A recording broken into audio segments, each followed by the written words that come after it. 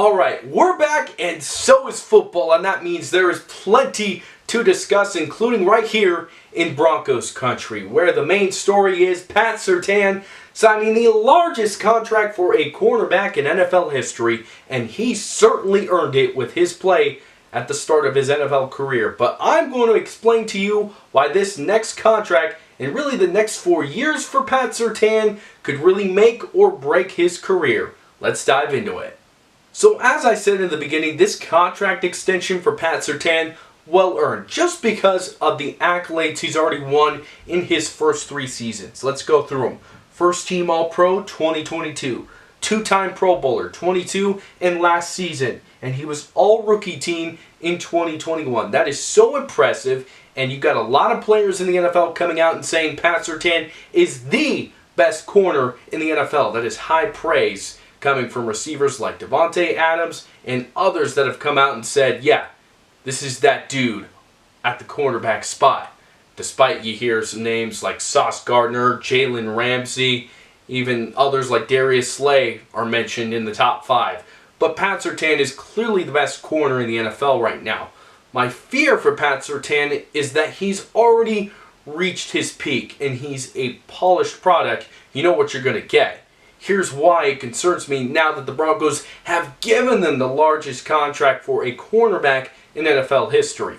So the thing that you can knock Surtain for so far through his early career is not necessarily his coverage or the passes he's defended, but the lack of game-changing plays that he's created through his first couple of seasons. Now, he showed flashes of that during his rookie year. Let's go to the stats. He had 4 picks, and 2 of them in the same game as Justin Herbert, and the Chargers came into town, and he had the pick in the end zone, and then he had the deflected pick that he took back to the house for a pick 6. That totally changed the complexion of that game. But ever since his rookie year, he's only had 3 picks. He only had 1 interception last year, and that was week 5 against the Jets on 4th down when the Jets were trying to seal the game, and it really gave the Broncos some life, but then Russell Wilson, yeah, you know where I'm going with that. But my point here is this. Pat Surtain, great cover corner, can lock down Davante Adams, Stephon Diggs, some of the best receivers in the NFL. But what he's lacking and what I think he needs to prove with this contract in the next 4 years is that he could be a guy that could be a difference maker, can make game-changing plays, game-changing interceptions, and change the score, taking back picks for touchdowns. The example I'm going to use is a Broncos Hall of Fame cornerback in Champ Bailey and his historic 2006 season. Let's look at the stats from that season for Champ. 10 interceptions for 162 return yards. Think about it. The Broncos would have had a worse record that year without those 10 interceptions from Champ Bailey. Those were game-changing plays. And that is the challenge for Pat Surtain. I know a lot of you are going to argue that a lot of quarterbacks stay away from Pat Surtain. That's not what I'm saying. He needs to make the most of his opportunities when those quarterbacks dare to throw the football in his direction. He needs to intercept the ball, take it back to the house a few more times because those are game-changing plays.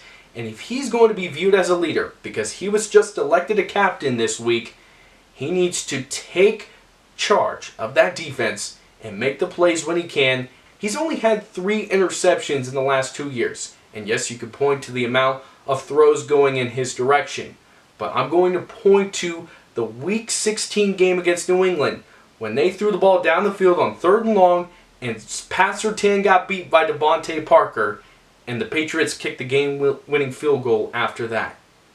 You got to make that play, Surtain. It's one play. He's made a lot of other great plays. I'm not going to knock him for that. He deserves this contract.